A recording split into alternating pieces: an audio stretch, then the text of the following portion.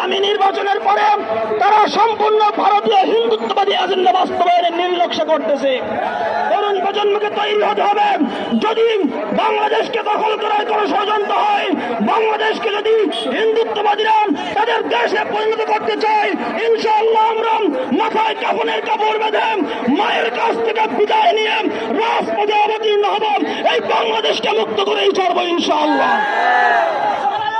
সংগ্রামী তরুণ জনতা এই পর্যায়ে সংক্ষিপ্ত বক্তব্য নিয়ে আসছেন বাংলাদেশ খেলাফত যুব মজলিস এর সংগ্রামী সংগঠন বিভাগের সম্পাদক মাওলানা ফজলুর রহমান। বিসমিল্লাহির রহমানির রহিম।